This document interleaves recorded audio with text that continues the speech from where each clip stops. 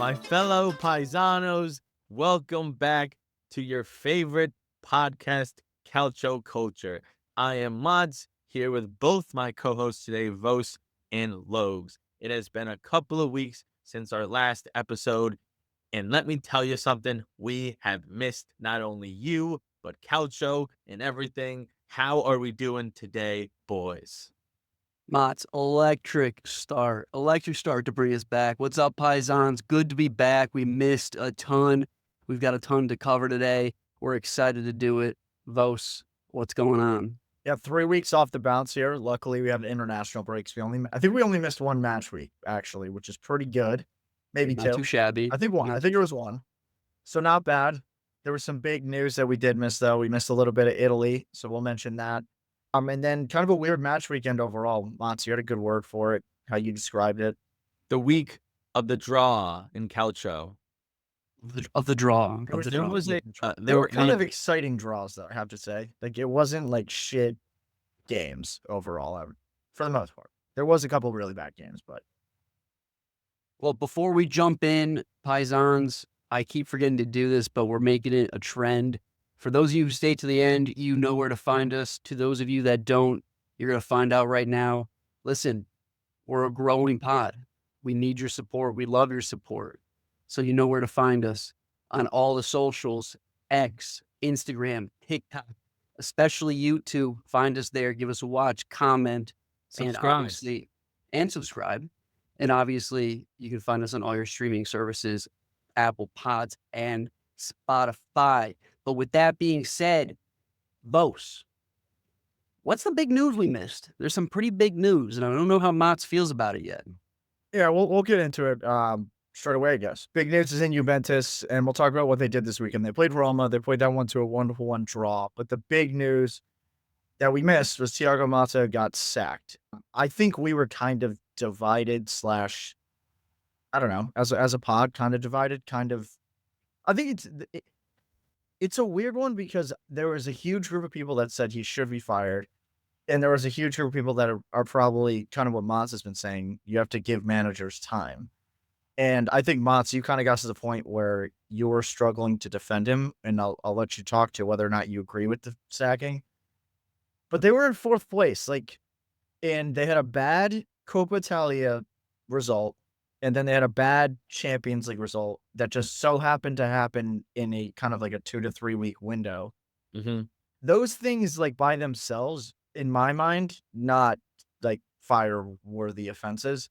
4th place in the league on like a brand new squad. I would have liked to see him play the rest of the season out. I mean, regardless of what Tudor does, that there's not enough time to get what you need out of the players. It's going to be really. You get a manager bump that keeps you in 4th place, then is kind of what you're banking on, in my mind. Mm-hmm. Yeah, so they were 1 point out of 4th place, so right in the race. And Motta came out and said like the objective was always 4th place. So firing me when I'm 1 point out with multiple games left is kind of abrupt, but it's really, really tough. So yes, folks, the Champions League exit was awful. The Coppa Italia exit was even worse. And then pair that with the 2 games back-to-back, Atalanta and Fiorentina, embarrassing losses. I think that's what kind of broke the camel's back. Now, I still don't really know what to think because do I think Motta was doing a bad job? No.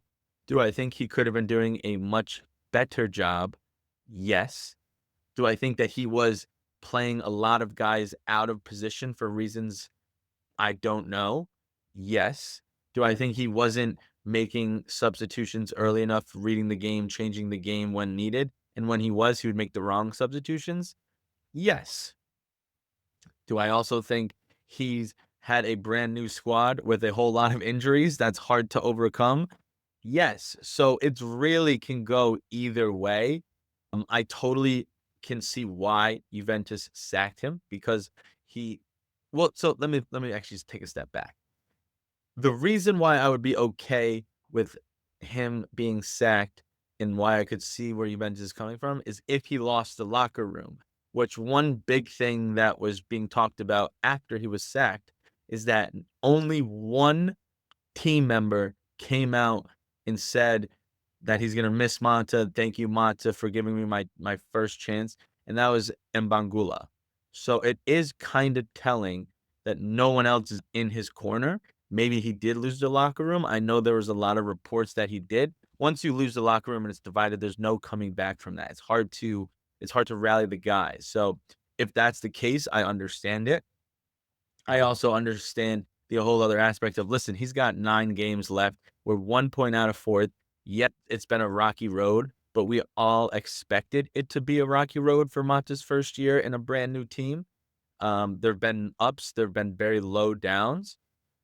So I don't I to kind of sum this all up, I'm still torn on the decision. I would have liked to see him probably finish the last 9 games because Tudor, is he a good manager? I don't know. Has he managed before? Yes. Did he have success with Lazio in the small stint of the 9 games to get them into the European competition? Yeah, he did do that. He actually beat Juventus on his first game against Allegri on Lazio. So he's been known to kind of give that manager bump resurgence in a small window to achieve the objective. But is he the man moving forward that's going to be the guy? I don't even think Juventus knows that because they've only offered him like, "Hey, you have the Champions League. If you get qualified for the Champions League, then you can manage the Club World Cup as well. But then after that, we're gonna reevaluate." Now, he agreed to that. The DNA that Tudor brings is one of the reasons why he was picked because he is a Juventini. He's played for Juventus for 9 seasons. He's won 3 Scudettos. He sacrificed for the badge. He knows the badge. So I can see why they went that route, but time will tell, really. I honestly, genuinely, my this is my genuine opinion, and I know I just explained a whole lot. I was kind of upset they sacked Mata. Tudor's first interview, I was kind of all in on Tudor because for all the reasons I just said, he basically said, this is not Juventus. There's a certain way you need to act, go about your business at Juventus that we're not doing that I'm going to do." It was one of the best interviews I've heard as a coach. So that made me fired up. Seeing them play, not there yet. Obviously, it's 2 games in, hard to get implement his tactics, his techniques in. So this time will tell. But I really would have liked to see Mata finish the season, but then that Tudor interview got me all fired up. So time will tell. One thing I will say, and I'll end it there. Giuntoli, the way he handled it, he came out and he said, "I'm ashamed of picking Thiago Mata." He fired him. He blamed everything on Mata. I think a lot of this is on Giuntoli. He's got to take the blame. Now he's also being in question, which I do like. Elkan, who is the owner of Juventus, is questioning him, and his job is up for review as well. And so, yeah, that's kind of the what's been happening in Turin in the black and white side. A lot of turmoil, a lot of chaos, and that's kind of how it is broken down. Lugs, do you have an opinion on Mata? Or because I think I want to talk about Giuntoli a little bit, but I'll let you go first. Well, I'll let you segue into Italy, but I think I said this when this all went down that it didn't sit right with me, and mostly for the fact that we're 9 games away from the end of the season, and I really do think that's a really tough time to be sacking your manager, especially when you are still in contention for a Champions League spot. Motts' resume goes to show that he may need some time to get acquainted with his position, and that was the exact how it played out with Bologna. His second season was absolutely phenomenal. As we know, his first season was a bit average, and certainly the injuries never helped Monza. I mean, he was figuring out new lives week by week. The one thing that I come back to though is, this is definitely a newer development in Serie A. I can't speak for pre-COVID Serie A. I'm not entirely informed on that, but the amount of money that Serie A teams are putting into their rosters these days, I think is equating to management being like, you need to perform today. You need to perform yesterday. You need to get results yesterday. So the leash on a lot of these managers coming in has been extremely short. We've seen that across the league. If you are not winning, if you're not getting 3 points out of every match when you spent a bajillion dollars in transfer windows, you're certainly not going to get the chance to continue. So with the amount of money that Juve put into this roster, you have to think that there would have been a little bit more success. I think there's a little bit of a bias from the history of Juventus as well, where they're so used to just being the perennial powerhouse in this league and winning Scudettos year in and year out and Coppa Italia's year in and year out. This league is very different from those times. There's a lot more talent. It's a lot more balanced. There's more teams in the mix these days. And so to say that if you are Juventus and it's either Scudetto or bust, I think that it's a completely different era in this league. And so I do think it was a bit of a short-sighted firing on the Motts side. In the end, his management was very clear that it was getting pretty poor, and we saw that in the last couple of matches that he was at the helm for. And so I think we can certainly put some blame on there. But the segue that I want to bring it to, and host, you can certainly touch on this, is that I do think he was a bit of a scapegoat. I do think that based on the money that they spent and the performances that they had out there, that this might have been a little bit of an inside job on Giuntoli's part. Yeah, I think definitely. Yeah, it has to be, right? Just to wrap them on it, because I think this is part of getting to the Giuntoli piece of this and what Giuntoli was probably leaning on. This is how they played the entire season. Like, they never got better, right? Like, the very beginning of the season, they were really good at holding the ball. They didn't concede a lot of goals, and that kind of got worse. But they essentially played the same all season. There was no real thing we can point to say they're getting better at this. They did the same thing kind of all year. So I think that's what Giuntoli probably was leaning on to get this done and across the management, from a management perspective. But on Giuntoli, he's looking for reasons to justify his own salvation, is the way I'm going to state this at this point. This Motts thing happened. He said, "Oh, I shouldn't have done this. It's Motts' fault." Meanwhile, when he first hired Motts, it was like the best thing ever. Everybody in Juve agreed it was like the best thing ever. All the players he's brought in, very much his and partially Motts' decision, primarily Giuntoli. And then he comes out last week and now says, "Oh, we need to get more Italian," when in the summer you got rid of all of your Italian players who were good, and then in the winter continued to do the same thing and moving on from Fagioli. And then even more so than that, your marquee signing of the summer was between Koop Miners and Riccardo Calafiori. So if your part of your goal was to make Juve more Italian, you would have gotten Calafiori in that situation. Like, well, period. Calafiori would have gone. He would have followed Thiago Motta there.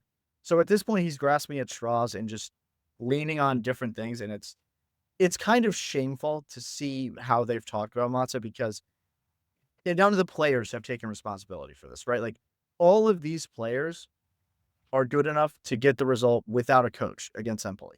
If you just threw all these guys out there, Coppa Italia against Empoli's C team, that's on them. I don't blame Motta for that result at all. Like, your good players need to get that done. All of the elite teams do that, right? Like, they don't play great games sometimes, but their players are smart enough. Good, ugly wins. Yeah, they're good enough in the game. They're smart enough in the game, and they have enough passion in just self-respect or respect, pride for the club, that sort of thing, where they're not going to allow results like that to even occur. And this team isn't there yet. And it's hard to say who it starts with, really, because I would say Locatelli, but Locatelli is actually, when you watch him play, he has pride for the badge, 100%. Cambiaso has said it out loud, but I don't really see it anymore. And like, you go through the team, Koop Miner is supposed to be the big leader. They brought him to be the big guy. He has no desire to do anything. And it's just who you point to. On the Motta pitch, was a guy that it was an easy fire. Now Giuntoli is kind of masked for another 6 months, maybe another year, and nobody's going to raise any questions around him.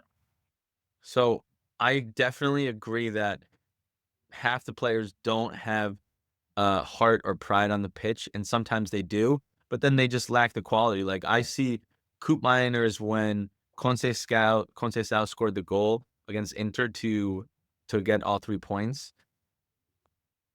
Coop Miners dropped to his knees and like started kissing the ground. Like, he has the passion. He just doesn't have. They play him out of position, right?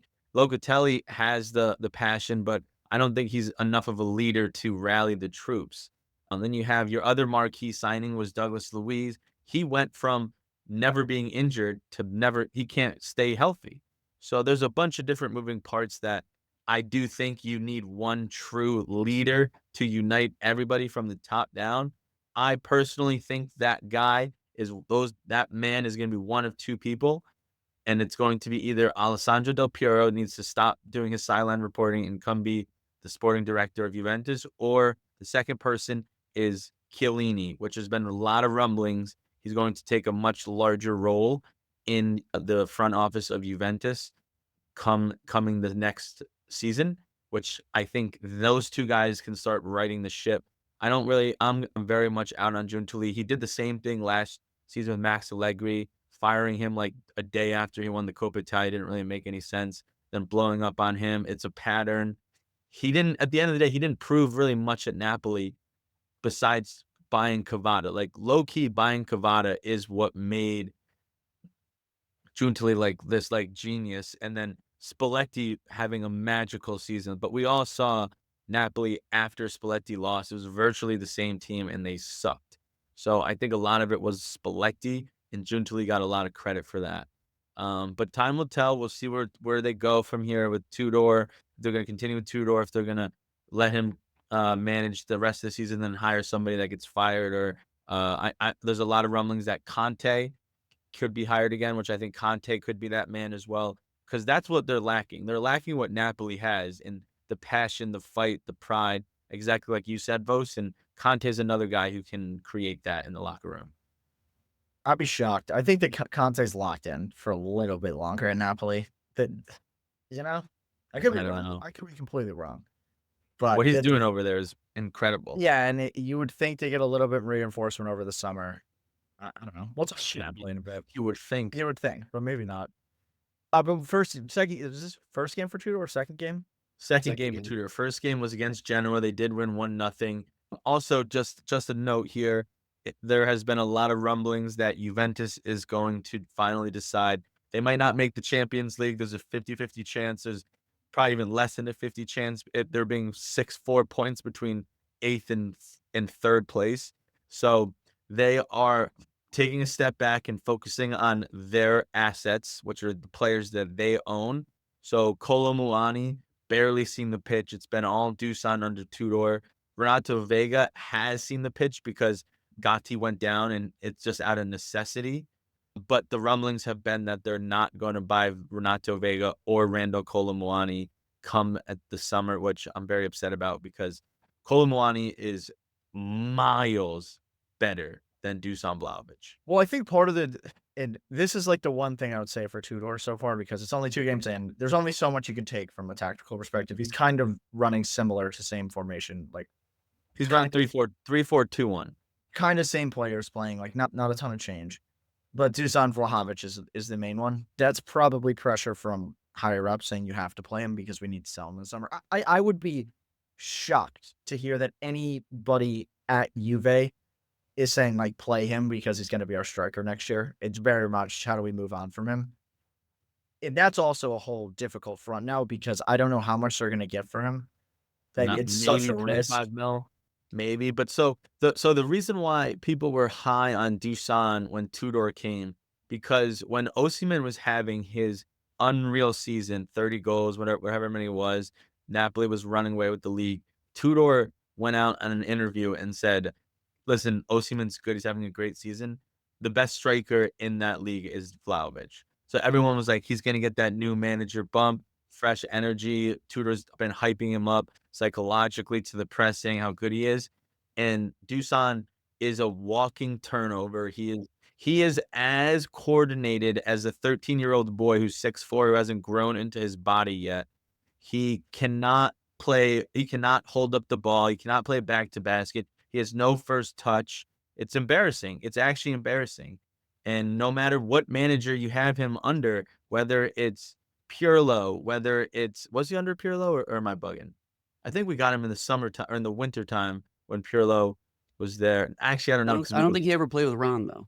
Yeah, you're right. He didn't play with Ronaldo. He took 7. So it was Allegri. It was maybe just Allegri. Sorry. Monta, Tudor. There's 3. Did he have any sorry? No.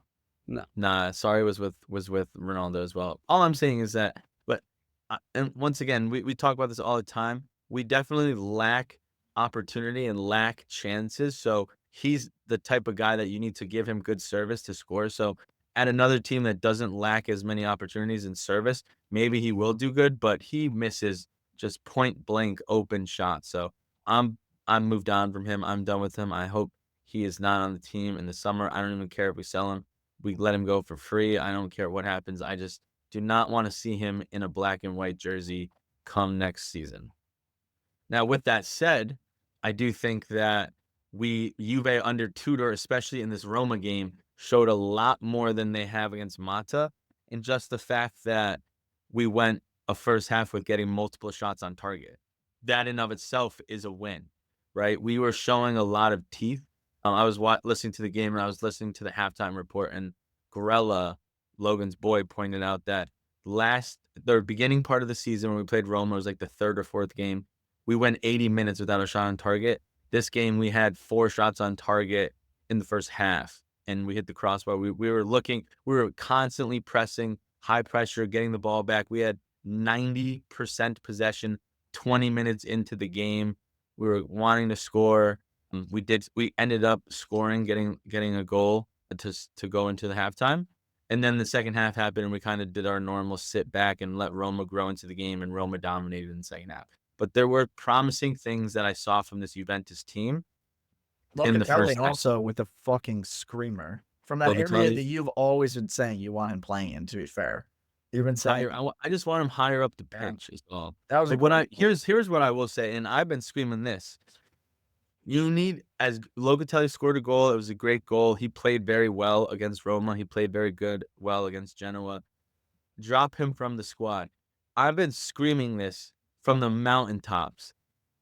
Coop Miners, they tried to play him behind the striker in the 2-10 spots in the 3-4-2-1.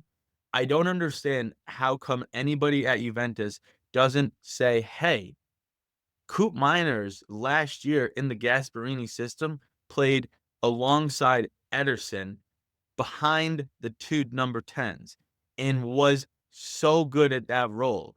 We have a player just like Ederson in Kefren Turam. Why don't we lower Coop Miner's spot, stop playing him at right wing, and just let him be and tell him, do what you did last year. Go play like you're under Gasparini, and then you tell the other 9 guys what to do and where you want them to be. I don't get that. I don't know how they haven't done it yet. Every time they play him as a number 10 or as a right winger, he can't do it. He doesn't know how to. Want to scream it from the mountaintops.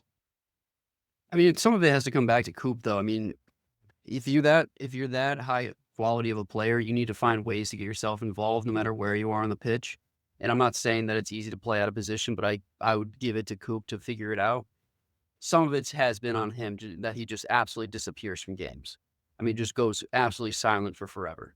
Now, I do agree, and I have been agreeing with you the entire season that yes, just put him where he was before. He was phenomenal in Atalanta, and if you put him in that part of the formation, he's bound to get on the ball.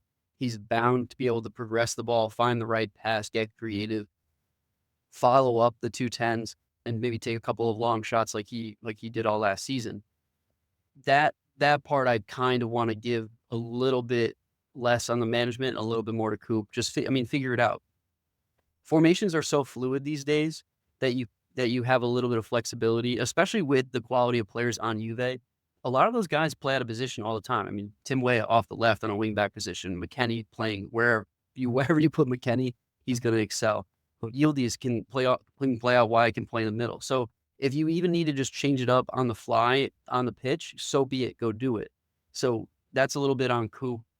He hasn't found his form at all this season. I would hope that this summer he can turn it around and kind of find that not motivation, I would say, but just kind of get the yips out.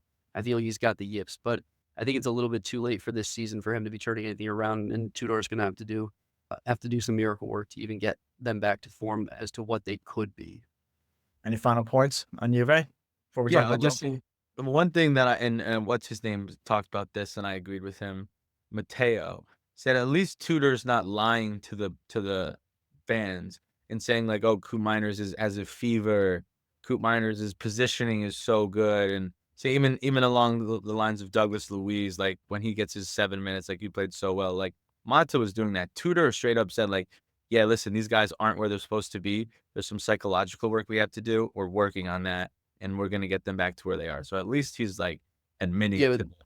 that's the liberty of being a manager 9 games left to the season. You can literally say whatever you want because no one can hold it against you. Well, this is what I'll go. This did remind me of this. A lot of the stuff Monza said was really fucking stupid. So bad. Like he made some really bad public statements, which I don't think helped him. This thing about like, oh, we're out of the Scudetto race when they, to Mott's point, did we think they were going to win? No, but they were like 5 or 6 points back. You can't come out and say we're totally out of the race. You can't justify being like, oh, our goal. You can't even come out and say our goal is to finish in 4th place at any point in time as the coach of Juventus. And he just like continued to try to like justify why they're here rather than trying to make it of a going forward point or something to build on. It was always like defending what he's doing. And He probably thought he had a longer leash than he really did. I mean, I don't know what the conversations were behind the scenes, but you said it, Logs. That's the issue coming from Bologna. Like you can go like Juventus this season is looked at having a terrible season. Bologna is looked at as having a fantastic season. I get it. Their wage bills are different. The caliber of players are different. But at Bologna, you can have 13, 14 draws and it be a successful season. At Juventus, you have 13, 14 draws. That's not okay. So you got to that, and he should have known that going in and picking that job. That's what this fan base is. They expect to win. But to Vos's point, him just saying dumb things. He had an exit interview with one of the Italian papers over the weekend, and he said, "No, I don't. Fagioli's not a regret on selling Fagioli. We all know how good he's doing at Fiorentina. He's got like 4 assists in the last 3 games. Keane wasn't a regret. Keane has more goals this season than Nico Gonzalez will score at his Juventus career, whether he plays 10 seasons or 3 seasons. Huijsen wasn't a regret. Soulé wasn't a regret. But the one player that was a regret was Hans Nicolucci on Venezia, who's about to get relegated. So he does say some outlandish, crazy things that you don't really understand, and I do agree with that, Bose. He needed to get better at the media, playing the media. yeah, one last thing. I'm not going to sit here and say that he had a short leash. He didn't do anything differently, and to Juve's credit, they made a decision. They gave him a long time. I'm not going to sit here and say this wasn't a long time. He had a long time, and they made the decision. This is not what we want going forward. And did they have enough sample size to make that decision? I would probably say yes, although I probably would have stuck with him. But they didn't like the on-field product that he was building towards. I'm going to put in quotes because he never really built on it. But I'm not going to sit here and say it was a hasty decision. my only qualm with you saying that is that there was just so many injuries. They never had a consistent lineup. But hold on. You say that this isn't what they wanted to build on. This isn't what the Juve they wanted to see. But this wasn't the Juve team that he wanted, right? There was a lot of guys out of the lineup for a lot of the season that are stout players. Yeah, We cannot discount Bremer's absence this entire season, and then on top of that, for Giuntoli to go out and get Lloyd Kelly in the window to help bolster the defense like that. We can't just ignore the fact that that hole was never filled. Pierre Kalulu is not Bremer. Lloyd Kelly is not Bremer. Renato Vega, good, not Bremer. So there's some things here that that at some point you can't compensate for. But I will agree that there were never any advancements. There was never any improvements, no adjustments. It was just the same product week in and week out, as you can see from just the record. I mean, draw after draw after draw at the beginning of the season, and a couple of bad losses here towards the end of his tenure. But I do just want to say that, again, not the Juve team that they had put together. I just disagree. Like, outside of Bremer, who hasn't been playing all year? Douglas Luiz been injured all season. Is Douglas Luiz better than Kefron Turam, Locatelli, or Coop Miners? At his peak, he's for sure better than Locatelli. We can't even say that though. Like he's never shown it. He's never shown it in this league. 2-3 years in the Prem. This is the same conversation that you had when Milan in January got all these new players, so now they're going to finish top 4. It's not as simple as you just get guys that were good elsewhere and now they're good here. Like outside of I'm not going to talk Santi yet, but Bremer was a loss.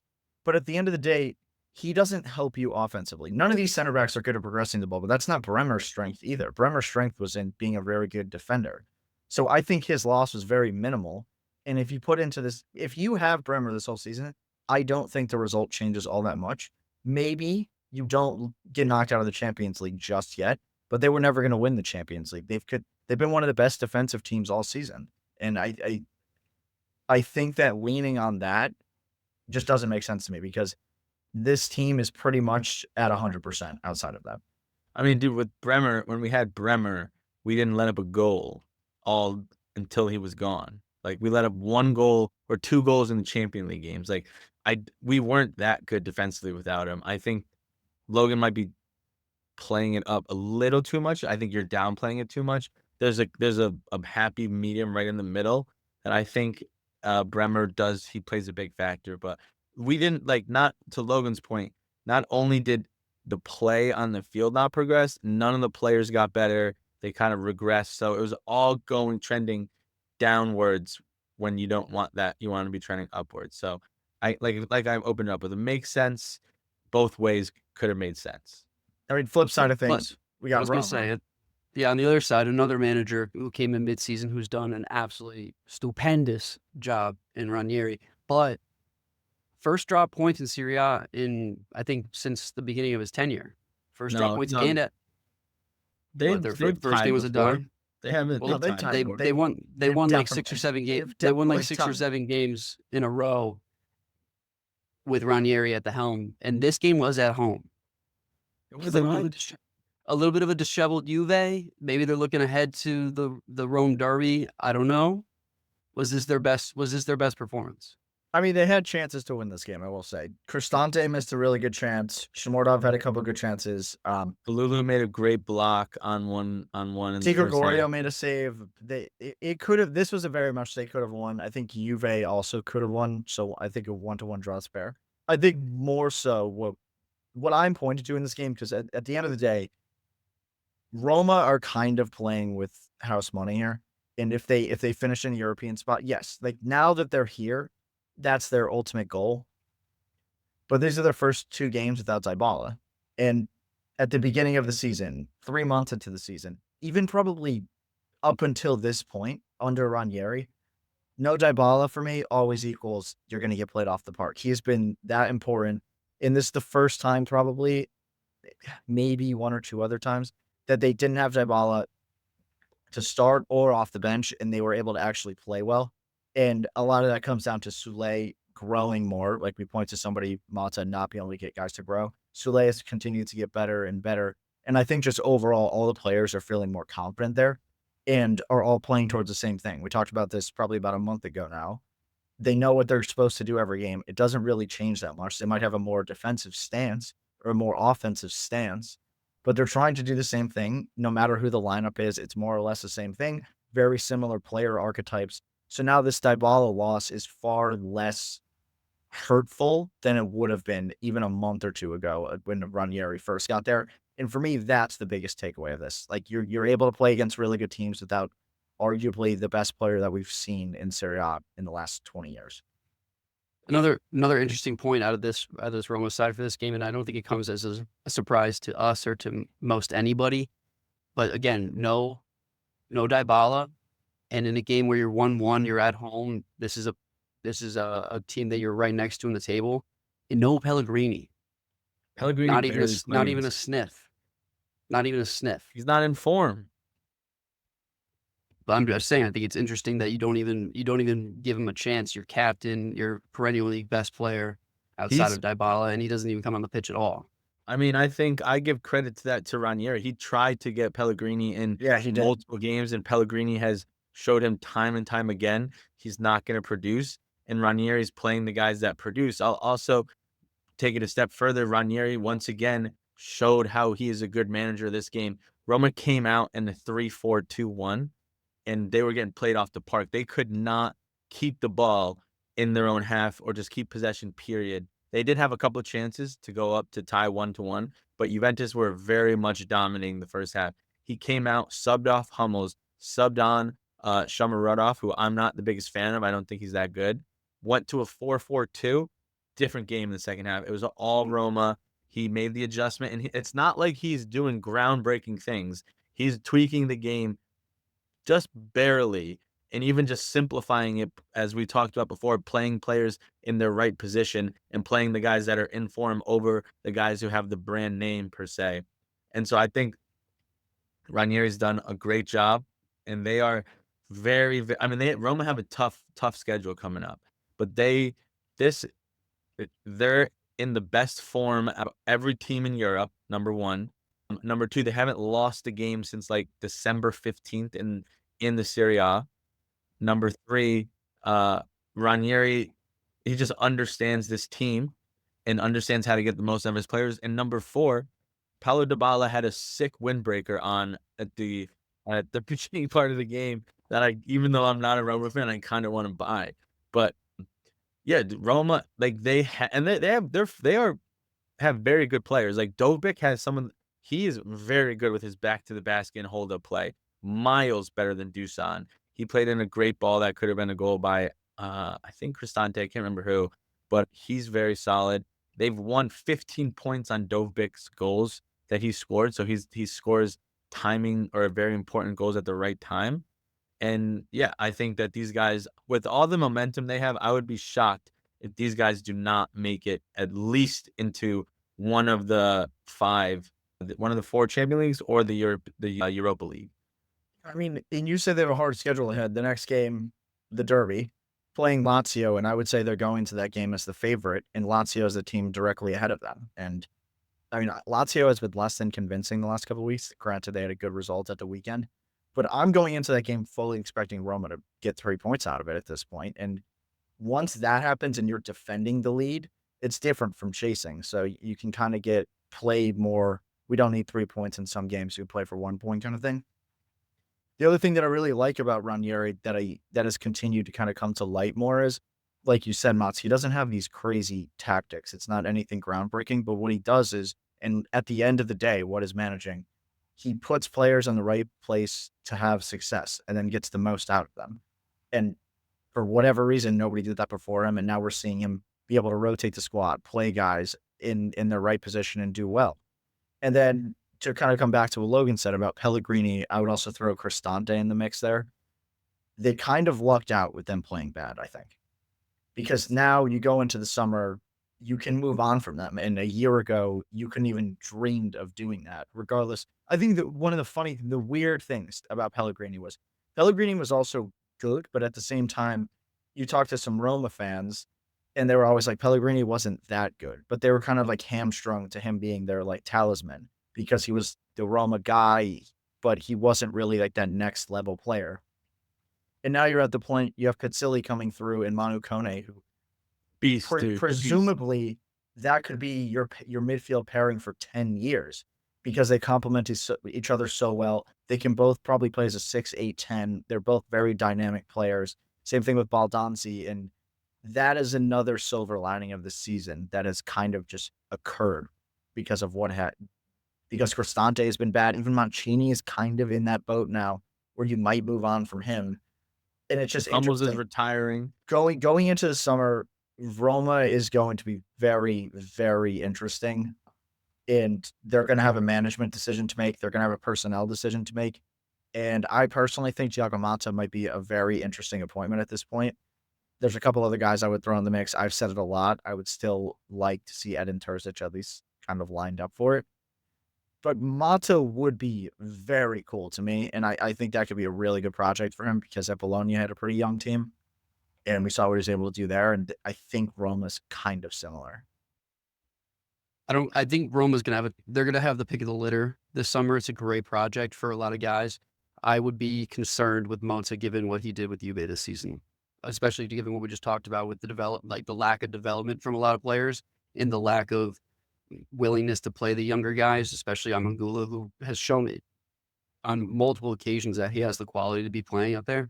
So I'd be nervous to have Monza, but they're gonna be able to hire whoever they want. I feel like this is, especially if they're in a European spot, Europa, maybe even Champions League, which is crazy that we're even talking about Roma in a Champions League spot contention. But this is a great project, a great city, great fan base. And I think that they're going to have I think next season, given a good window, if they have the funds, is going to be really, really, really fun to watch. Yeah, they're gonna have to fill some holes because, like Vos mentioned, some of those pillars of their team. Maybe it's time to move on from Hummels. I know is only there a year. He is retiring though. Dybala, you never know what's gonna happen with him. But listen, this is a team that if they had Ranieri to start the season, they're probably winning the Scudetto right now. Like the season started in December. That's not They're a bad shower. it's not like they are a very good team. They haven't lost since December 15th, and he started like December 10th or whenever he started. But they could very easily be way higher than what they are, and it's props to Ranieri for getting them to where they are, and also props to Ranieri for saying like, "Listen, like I know I'm doing a good job, but I'm not the guy moving forward, so it's got to be somebody else." I thought Bo was going to jump in here from Milan. Well, I was just going to say good for Ranieri, go out in the sunset. But yeah, let's jump to Milan. I'm not excited to talk about them, but we do need to cover it. And here we are. So let's just get it over with. Let's just open the box, kill the cat. Milan on the weekend, Fiorentina, they're playing at the San Siro. They go down once again in the first 20 minutes, down 2-0. They absolutely love playing from this position. It's their favorite scoreline. We give up an own goal off Chaw, a quick another goal there. I actually went to take a shower in the 6th minute, and I came out 5 minutes later to a 2-0 deficit. Absolutely devastating. And then, interesting take here. We sub on Luka Jovic, who was the goal scorer against Napoli the week prior. He ends up being one of the goal scorers as well in this game. But the interesting part about that was he was warming up with Santi Jimenez, who did not come on. I'm No, surprised. Santi Jimenez came on. Not at that point. Not at that time. I So you got figure a preference. They subbed off Musa, 20 minutes into the game? One of the they worst had shifts to, though. ever seen. I've ever seen somebody put in on a soccer pitch. But we've been asking why he plays Musa so much. Well, and because Conceição loves the engine, I get that, but the quality just simply isn't there, and it's shown all through the season. It's someone we need to move on from. It was a good project. It was exciting. It was cool because he was American, but Musa's not the guy here. We brought in Bonda, who Vos is a huge fan of, and I think that he should have gotten a lot more minutes. But in any case, yes, they sub off Musa 23 minutes in. They bring on the other striker. I think the other thing that I want to say about Milan, and that there's not a lot of bright spots. I mean, the fact that it takes a 2-0 deficit for us to turn it on and to wake up and to get into games like this is just incredibly, incredibly embarrassing. But the fact I want to just point out and give him his flowers, Tammy Abraham is the boy. Been saying He's it. he's the boy. Fucking Yeah, saying Rose it. has been He's saying the that. boy. I mean, that guy absolutely loves the badge, and he's been here for maybe 8 months. Maybe. It's not even the bad, dude. This is what he does. Everywhere he goes, he is such a team player. And they did not play into that strength the entire season. And now you see it when they play into it. Well, and I mean, again, I saw for the first time when we played Inter, not in the Copa, but the last fixture, and I mean, the guy was everywhere. He was playing defense. He was scoring goals. It was just incredible. His finishing has turned on last couple of games in the Copa leg, and in this game, great finishing. Just knows where he is in the field. That's what happens with a striker in form. They don't even need to look at the goal. They just know where they are in the field. I said it about Colomwani when he first came to Juve. But the big bright spot there is that Tammy is just an absolute fucking dog. Love to see Jovic still putting out effort, even though he's been phased out of the squad for a couple months now. It's really sad to see that our big signing isn't coming through. We spend a lot of money and nothing comes to fruition. But the big thing for me is that if we do not revamp our defense entirely next year, which we will have to, given the fact that Kyle Walker's already talking about going back to Man City, Teo should be out the door. Tamori, Pavlovic, Shaw, Gabbia. Although Gabbia is kind of just our guy, he's probably just going to stay because He's the new Romagnoli. Like, just he's good just- enough. I don't know though. We You cost the loss in the Champions League to then put you guys in the playoffs. I know, So- but that, I mean, you just take, that Gabbia is not that good, but you just have him out there. Here's the crazy talking about the defense. I think every week when I watch the Milan game, I've started texting in our group chat, "That is the worst defending I've ever seen." Like, every But ga it's Only 3 it's or 4 almost every always, times. game, it's worse. Every In game. every game, it's a different defender. Like, it was Pavlovic at points, then it was Shaw, and this one, Tomori. The Tomori defending on the first goal, watch it if you haven't. It was I I can't even fathom what he was thinking. He let the Fiorentina players just dribble by him, then started to make the tackle to block the cross that eventually went off Shaw, and then just pulled out of the tackle. It was mind-blowing, and I have a lot of worries about Milan, a lot going into next season. I'm more scared for next season than I am for the rest of this season for them. But on the positive side of things, they are continuing to show that when they do dominate possession, they get goals. It just usually takes them 70 minutes to wake up or so. And that is on the players and on the management, but that doesn't like that isn't repeatable. They've been getting draws a lot through this, and at some point those are going to fizzle out. They could be so much further down the table right now if it weren't for them squeaking out these late wins over and over and over. But I think in we're this tied. game or tied, that's what I mean, yeah, or ties. In my mind, it's literally a win when they tie right Yeah. now, to be honest with you. In this game, I think it was kind of the perfect storm where Fiorentina has done this time and time again this season. Well, they'll go up 2 goals and they kind of forget or get caught in between. Do we defend deep? Do we attack? Do we counter? And that's something that Palladino is still gonna need to work on because at 2-0, this game should have been completely done and dusted, and Fiorentina go on to win 3 or 4-0. Milan were out of the game. A lot of worries though. It's kind of the opposite of Roma for me, where in the summer they're going to need a new manager, they're going to sell a lot of players, and then also they need to bring in a lot of players. Because now you look at it, you said they need to upgrade their defense for sure, but presumably is Leao going to be there? Big question marks around that. Even if he stays, big question marks around if he's your number one starter every game. Question marks around striker because everything I'm seeing from Santi Jimenez shows me that he's not a top level striker. Terrible attitude. That's my main thing with him. Terrible attitude. You see like other players giving for the team. I mean, Tammy Abraham's a great example where he gives everything, and then you go into the midfield. That's probably their strength, but even then, they probably need to add one more player. You only got 2. And Chuck Wes, this is on the in Chuck Weze coming off the bench as kind of like the third winger, is probably having a better season than he's ever going to have. He's been really effective off the bench, I think, this season in games that he has played. So you kind of go through the team and they almost need like 7 or 8 high quality players to compete next year. Well, we missed our window, which sucks because we had a summer transfer window and even subsequently a winter transfer window that if you looked at it on paper was like, okay, this team is filled out. They have a deep bench. They can have a full rotation, and just none of it came to fruition. And the fact that Teo's attitude is absolutely god awful garbage. Leao is the most inconsistent player in the entire world. And so those guys who had obviously been the leaders during our Scudetto run are now going to be on the outs. We have to completely revamp the left side.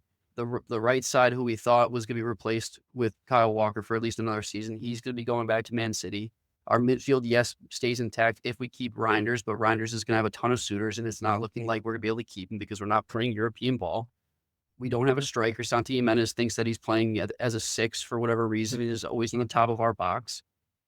And so it's an absolute disaster. I mean, it's a disaster. And honestly, I don't even have anything to say about Conceição because to me, he's just been checked out. I agree Like, with that. I don't even know. I haven't even really seen him in the news. Like, this is not the Conceição that we signed up for. And the fact that he's been so quiet and so removed, in my opinion, is just, I mean, it's just all around horrible, horrible, horrible stuff. We have a lot of work to do. I think next season, because we don't even have the money to spend because we're not going to be in any tournaments. Maybe we make the Europa League if we win the second leg of this Copa and get into the final. But I know that our ownership is more so about the profits, and great. We're like, I think Milan is the only cash flow positive team in Serie A. So, but that doesn't mean shit. We suck. I don't care that we're cash flow positive. If you need to have the biggest deficit in the world, if you need to have the deficit of the U.S. economy right now, to have a better team, just go and do it. Because like a Juve, the Milan bloodline is probably the deepest in the league, I would say. Even I would say it even surpasses Juve from the start of Serie A. And the fact that we just have nothing to build off Maybe in Europe, not in this, In not in Europe, the definitely league. in Europe, yeah. is just incredibly disheartening. But I'll just leave it at that. I mean, the season's over for us. And we have Copa to play for. I'm excited that we're going to go see. We are, heads up, we are going to see second leg Copa at the San Siro. Calcio Milano's boys. Army. It's going to be sick. Calcio live. Check in. We'll be all over the socials.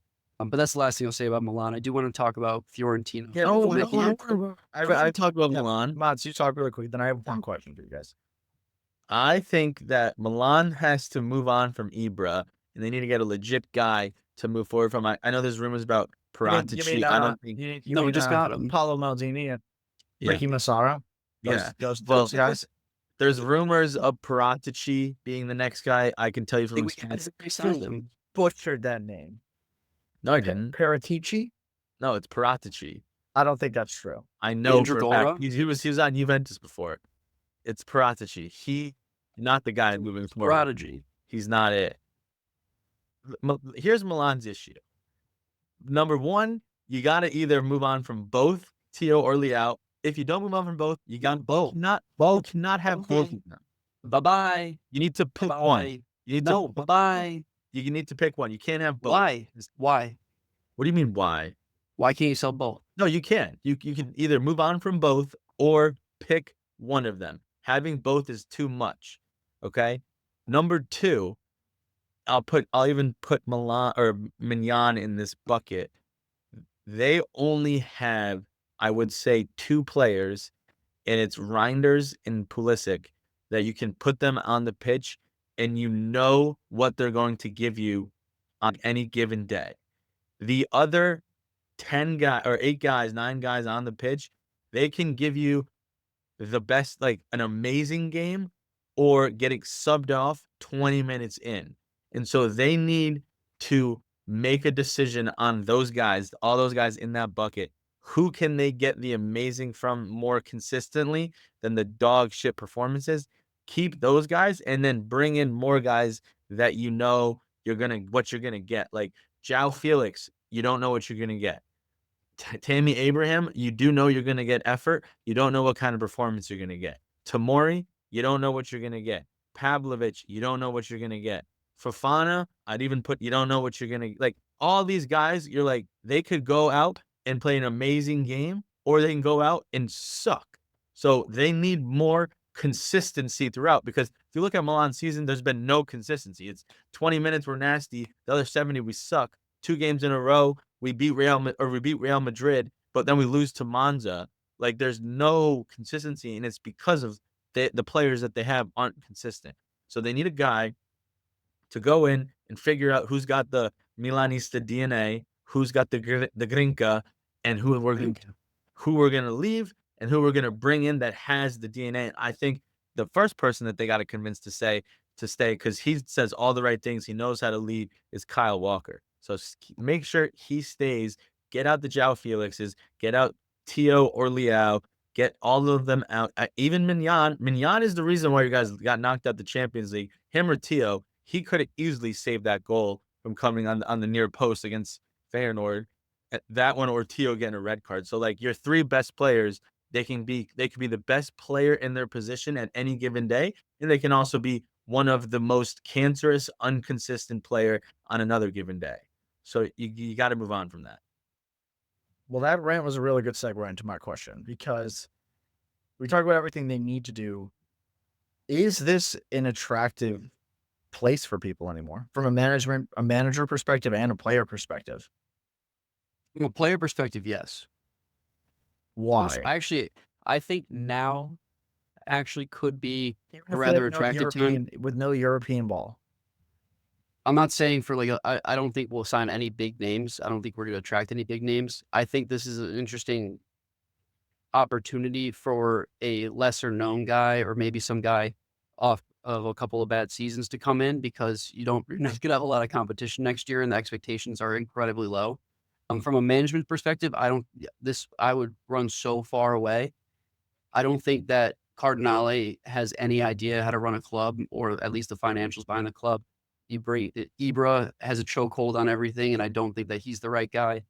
The fact that Paolo Maldini, the Paolo Maldini, gets sacked from that spot just for one bad buy, I think says everything you need to know about being the management of this AC Milan team under Redbird Capital. So from a management perspective, no, I think you stay far away. From a player perspective, I think it could be interesting. To Motz's point, if we can keep Reinders, Pulisic, if we can keep Kyle Walker, maybe Pep's leaving, so Kyle's not going to want to go back. KDB's already leaving, so that maybe the writing's on the wall there. I think that could be a good core. I don't hate the shout of getting rid of Mignon. I think it goes back to Vosa's point of all time, just saying that there's always another goalie that you can buy, and if we can squeeze out some value out of Mignon, perfect, let's do it. But we're going to need every dollar to give whoever's coming in from a management perspective the flexibility to institute what they want to do. And hopefully they do it in conjunction with a manager and they don't just do it one-off. What we need to do is have the manager in place before the window opens and be coordinated from that standpoint. If a management comes in and doesn't have a manager, I think it might as well just be the same season again. I'll keep my answer short and sweet. I think a job like Juventus, a job like Inter, a job like Milan, there's so much history, there's so much lure there for whether you're a player or a manager, that you want to be the guy to kind of bring them back to the glory days, because you'll be like people like even Logs. When you think you hate somebody, then you realize how good they were at Pioli. You're remembered for doing a great job, and you're loved. Maybe not at the exact moment, because the Italian fans and media is very cutthroat. But once you're gone, and then you realize what you have, or you had, then you're loved again. So if it's me, I'm put in a position and I'm a manager, I would take the Milan job 100%. All right, cool. Fiorentina, anything interesting? Nothing new, I would say. Missing Robin Gosens a lot. I think that has a piece to Yeah, do with I'd also this. say Fiorentina, nothing new, and very, very, that's a fact, because too many times this season they've lacked the concentration that an experienced team needs to see out the 2-0 lead, to go maybe even kill the game 3-0, or kill it when it's 2-1, make it 3-1. There's a big lapse in concentration. That Jovic's goal was literally passed back. It wasn't a Milan goal that was created, although Milan had a lot of chances. So did Fiorentina to win this game. But at the end of the day, they drew, they tied, they didn't get all 3 points when they were up 2-0 in the 10th minute. I know that's still a lot of time to play, but you gotta win this game. I think that it's happened too many times under Palladino, and that's been his one knock, is his consistency, the mental lapse on the players. They are young, so he needs to stay on them. But listen, if Fiorentina didn't have all these mental lapses, they're easily in 3rd place, right? Either in front of Atalanta at 58 or just below them. And so if you think about it, he's doing a great job, yes. But if you really take a step back, they're right where they were under Italiano. They're not doing much better than what they were last season.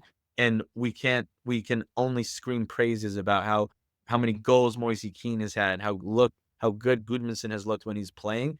Italiano didn't have any of those guys last season, and he's doing this. So if you're Palladino, I think he's doing a great job. I think there's a lot to come from this Fiorentina side, especially next season when they buy Fagioli, and if they're able to keep Keane and Goodmanson, they got to buy some experience in the back. But they have a great midfielder, great midfield 3, and great wing backs. And so their one knock is concentrate for 90 minutes, almost like Inter. The way that you explain that, Motts, brings up a question for me though, is like, why are we putting Palladino on such a pedestal and, having such a great season, quote unquote, when Italiano did the exact same thing last year? They have a much better squad this year, just from a player on player perspective.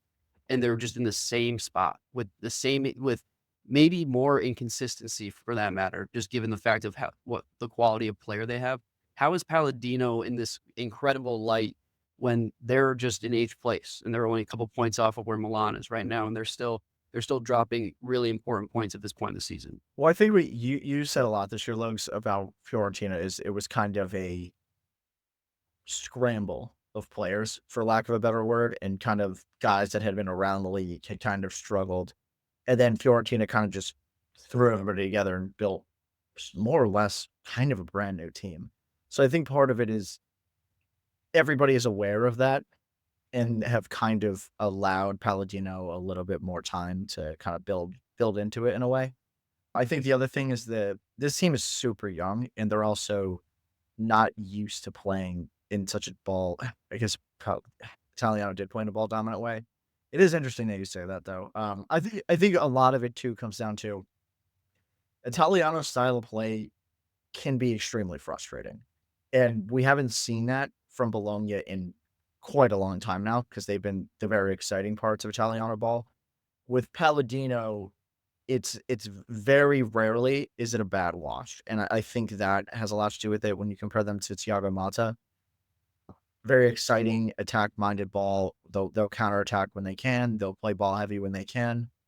And throughout the season, we've seen progress, and progress means you're going to continue to get better. And I think Palladino being a young manager, there was an expectation that there might be a little bit of a drop off this season. I think if they finish at this point, everybody's just okay with it. I would probably say that most would agree that the Italiano project have kind of run its course. They had more or less just been stable in this position for a really long time. So I think the fact that they're just at the same level, everybody's okay with.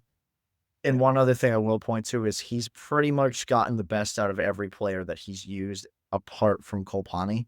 So that's another thing that he can point to as my squad's young. I'm making everybody better. We're kind of integrating new player. The best Moise Keane's ever played in his career is under me. Goodmanson has also been hurt for a lot of the season, I will say.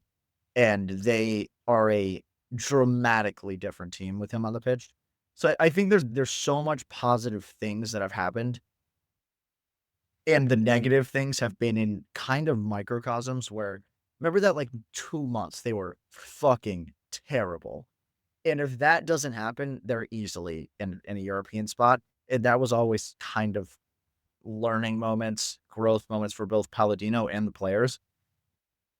So that was kind of a long way of saying there's positive things that we can point to. I think Palladino's doing this well. I also think that there's an aspect of it that the season's still not over. Like there's still 8 games left, 9 games left. I forgot how much exactly. I think maybe 7 now. And they are 6 points out of third. So it's a legitimate chance that they get top 4. That paired with the fact that last year Fiorentina finished with 60 and they got 10 points in their last 4 games. And so, I mean, if he equals 10 points in the last 4 games, they're at 62. That's more points than Italiano had last season. And with it being so close of a race this year, that 62 could go further than it did last year. I think that they'll end up with a lot more than 10 points in their last 8 games or so. But I do think that the reason why he's getting more praise than Italiano did is because Italiano's ceiling was 62. And I think that this guy's floor this season is going to be 62. And that will go a little bit further than maybe it did for Italiano the last 2 seasons, which is unfortunate for him. But I think that's why. Also, Yeah, just, really. just to like roll on what Mats was saying, to end the season, they have Parma, Cagliari, Empoli. Then they play Roma, who's directly ahead of them. Then Venezia, Bologna, and again, I'm saying these are games they could win. Like, but they can beat Bologna and Roma on any given day, and then they finish it out against Udinese. So that's presumably 4 out of those 6 games you're going into as the favorite. And if you pick up all 12 points in that, you are definitely going to be in Europe next year. And then on top of that, they're still in the Conference League. They're probably going to get to the final of that, potentially win it. So just a lot of good things to point to. Yeah, I asked that question quite negatively, but I am a huge Fiorentina fan. This team is extremely exciting to watch, and obviously the progression of Moise Keane, I think, is the brightest spot here, and it's certainly a huge point for Palladino's resume. I think just to round it out, shows the importance of taking the right steps as a manager in progressing your career instead of getting lured away to those big name clubs, stopping maybe in a mid-tier team and showing that you can do it again from a lower tier team to that mid-tier team, doing it again, and then making that bigger jump because you do have a little more leeway on a team like Fiorentina or Bologna when Motts was there. So I just think that, we always talk about the managers, and I know that there's always a big lure to go to the big teams, but in terms of longevity of career, it's so important to make that middle step that I think Palladino did the right thing here. Even on top of that, I would huge shout out to I actually don't know who it is, but the management team in terms of the board at Fiorentina, like player selection, manager selection, just ludicrous. Drive a hard bargain, dude. Anytime He was maybe the best goalie of the season. They just like got him. Dodo's a good one. Goodmanson is like, how the fuck did they get for Scholl in January? Well, I'll tell you, dude, it's bullshit because they drive the hardest bargain. When they go to Juve and ask for players, they are like, "This is what we're paying, and this is it. If you don't want to pay it, then guess what? Have them on your team." Juve bend over to them, and then when Juve go to them, it's like, "This is how much we want for the player. That's how much you're gonna pay. And if you don't want to pay it, then guess what? You don't get them." And Juve bend over again. So they take advantage of Juve, but they are great at scouting as well. But like, and I'll even go one more. If you are a team within the Serie A, you don't want to let your player sell your player to Juventus because for the last 50 years, Juventus has been plucking guys all Dude, over. you're such a the league. victim. No, I'm not. Let me Such let a me victim, finish. bro. So when you hear Juve's calling and you know that they have more money, you ask for more money. Juve calls for Goodmanson. It was like, hey, if you want him, 30 mil. Juve said no. Fiorentina called 18 mil all of a sudden. So there's an aspect of that, but they are good at bargaining. They drive a hard bargain and they buy players for a fair price, and then they get the most out of them. All right, we got a lot to just roll through here, so we're not going to take a lot of time. We're already an hour 10 in. Napoli played Bologna today. Two goals of the season almost. 2 goals of the season almost. I don't think quite, but they were very good goals. Very good goals. Zambo and Anguissa basically headed the ball for several times. Then we go up to like 60 yards to score, and then Ndoye had a late goal. Not too late, 70s kind of minutes, right? Something With a nice backheel goal. Listen, though, not that I want to harp on this, but it really seems like this season of the Serie A, nobody wants to win the Scudetto. Everybody is trying to lose the Scudetto. Inter ties. Napoli then can take advantage. Guess what? Tie. Bologna could take advantage by jumping Atalanta to get third place. Tied. Juventus, I mean, draws all around. Nobody wants to win the Scudetto. I want to win the Scudetto, but my team doesn't want to win either. What I did really like about this game, I just want to say really quickly, is I thought this showed kind of the best of both teams. I thought from a Napoli perspective, they played very Conte style. No Billy Gilmore in this one, so it was more the traditional, what we kind of expect out of Conte with McTominay and Zambo and Anguissa, and just kind of hard nose, grinding out every 50-50 ball kind of thing. And then on the reverse side, what I really love about Italiano ball and what Bologna have done this season is they play the same way in every game state. Like if it's tied, they play the same way. If they're losing, they play the same way. If they're winning, they play the same way. And that consistency has allowed them to kind of get results from behind, get results in games, period. And I just think it's interesting because I actually don't think there's a lot of teams that do that. I think Napoli is a great example of that. Whatever the score is, Napoli kind of tweak how they're going to be playing the entire time. So I just thought that was an interesting piece about Italiano. This was a good grinded out game by Napoli. No Buongiorno, no Alex Moret as well. You would maybe think that they're Bologna's favorites because of those missing pieces, but getting that 1-1 draw, although it wasn't what they wanted, still a good result. 2 backup goalies played in this game, and they both made insane saves. The other game at Parma, Inter were up 2-0 in the first half, and then choked it away. Parma came back, made it 2-2. Inter dropped points. Big points for Parma as well, I would say. My takeaway from this game, and again, we're running out of time, but I just want to be quick, is, again, it's just going to show that I don't know what Inzaghi's doing, but his subs and his lineups are a little bit questionable these days. They've got a lot of games to prepare for. They got a lot of big competitions. I get it. They came off the first leg of the Copa. They got Champions League this week, but they were playing the Dogs, and they didn't play Barella. Barella didn't even come on the pitch. I'm not sure if he was hurt or not. He was suspended. Okay, so that makes way more sense. But even more so to that point we talked about a couple times this season, Bastoni out at halftime. Now, don't get me wrong. Inter up 2-0, halftime. against Parma, you should be like that game should be cleared out, not a problem. I mean, I think even more, way more so than Fiorentina versus Milan. But then to give up 2 goals, I think 10 minutes into the second half. I don't know if it's more shouts to Parma to not give up and to play with the big dogs, or if it's on Inter to be like, dude, like what are you doing? There's like their subs should be able to handle that, and to give up a 2-0 lead on this one is not something that you can do on a Scudetto winning team. I even say, listen, like I get it, things happen in the game. You gave up 2 goals.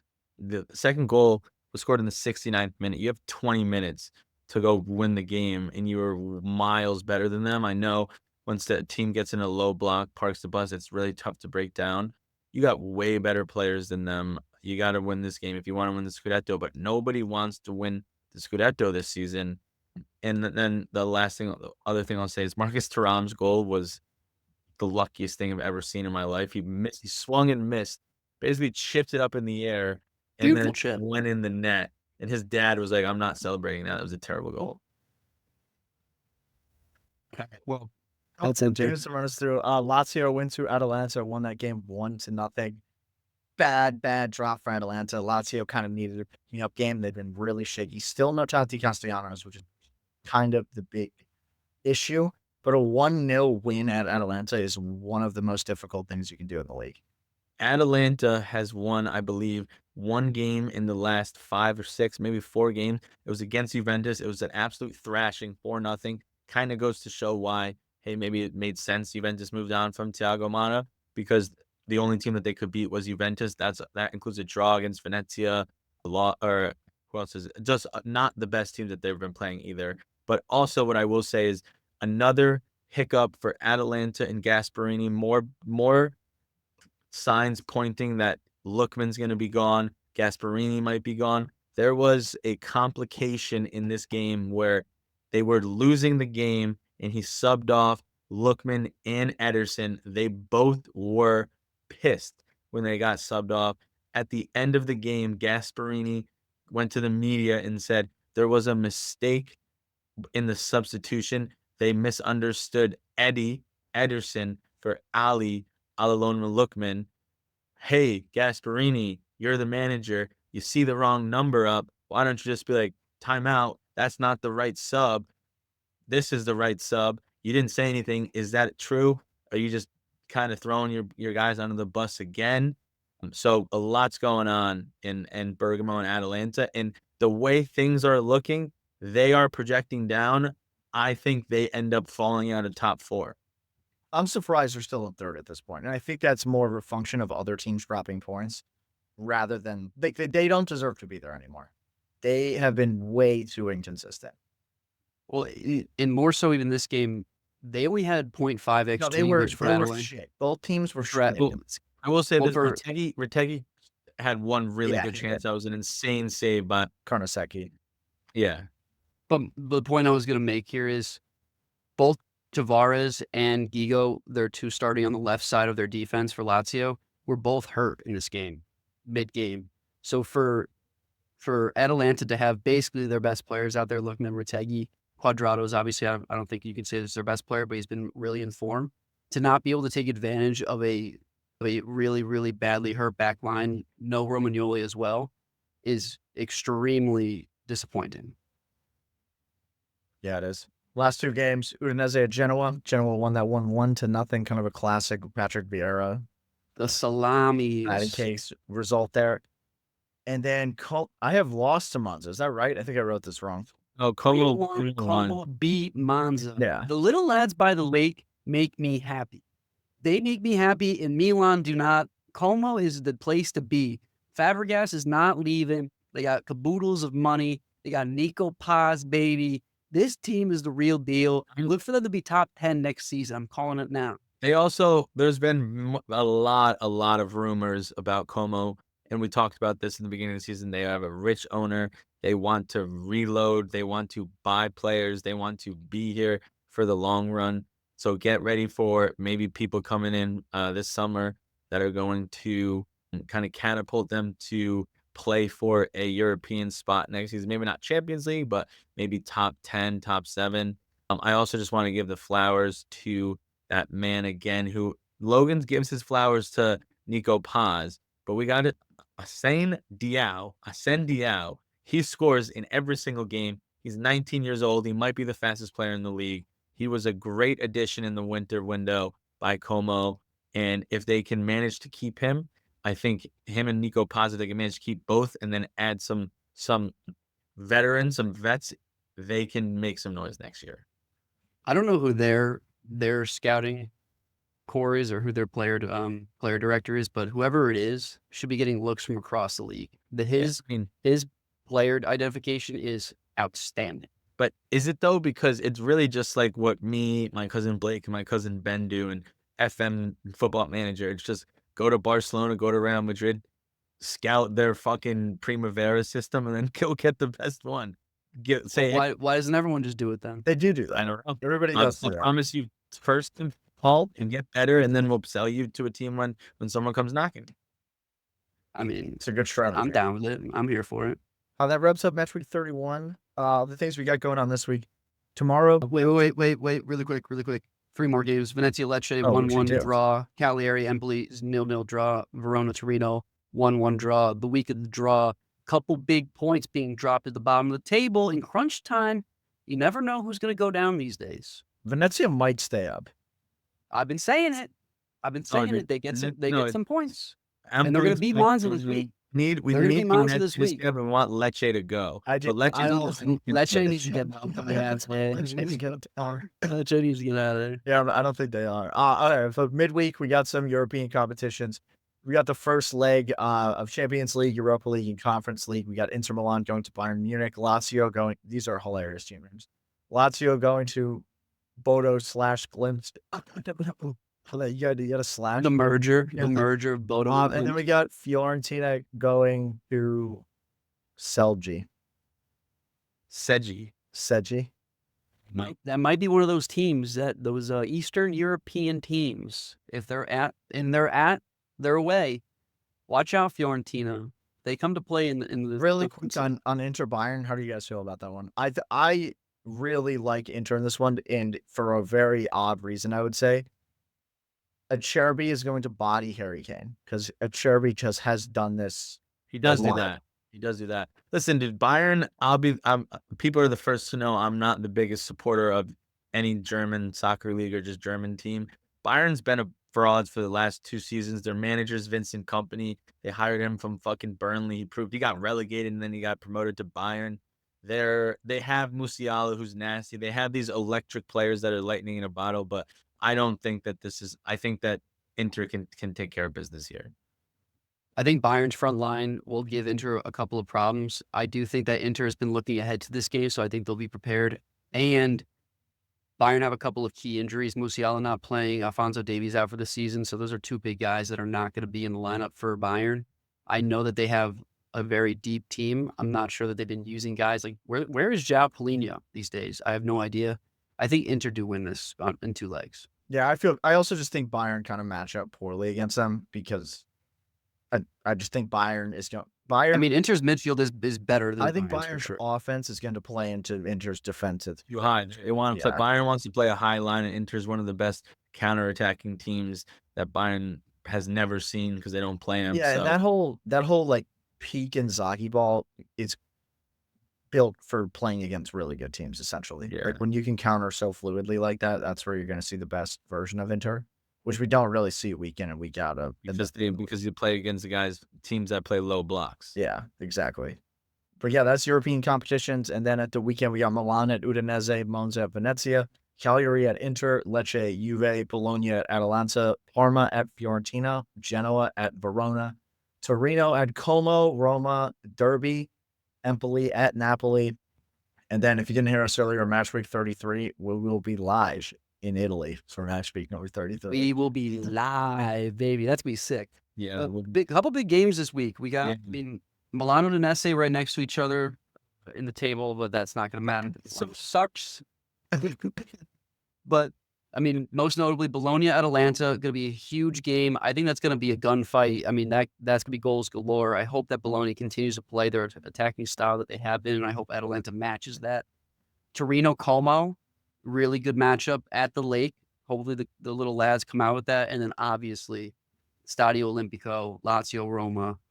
That's going to be huge. That's There's gonna be so much movement in the table with these matchups being that 3 versus 4 and 6 versus 7, and then to also throw Juventus in the mix. They're playing a very poor team, so it could be a good week for Juventus if they can capitalize, and then Atalanta or Bologna draw or something like that. And then same with Fiorentina as well. They're playing a hot Parma, but these are games that both Juventus and Fiorentina need to win to make sure they put as much pressure as possible on the teams that are in the 3 to 6 range. And just watch out. Just watch out. We've got Venezia at home against dog shit Monza, 3 and points. Empoli playing Napoli, and Lecce playing Juve. Drake might be the happiest man alive after this weekend. Venezia might be close to getting out of the relegation zone in a couple of days. Shout, Just Logan. you Shout. watch. Yeah, but they're not at home. Oh, they are at home. They're at You home. don't want to play They're at Venice. home. Yeah, You don't in fucking Venice. say. Especially not the business end of the season. Yeah, The biz. that's not what you want. But before we go, oh, dude, I don't know where it went. Oh, here it is. Colpi di luna. We're so rusty. I'm so rusty. We don't know the buttons. I'll go first. I feel good about my leg. I've got Milan money line at Udinese. I've been dogging Milan. I think they're due to get a win. And The empirical data is there. I also really just don't like Udinese at this point. I kind of think they're fake news. They really struggle to score goals. They kind of only get results when it's a 1-0 game. And I feel like something's got to give at Milan at some point to where they have a complete performance. I could be wrong because we haven't seen it too many times this year, but it has happened. And I just think we're coming to the point where we're due for one of those. And I don't. And Udinese is playing for nothing. That's the other piece of this. Lorenzo Luca's playing to leave, and that's about it.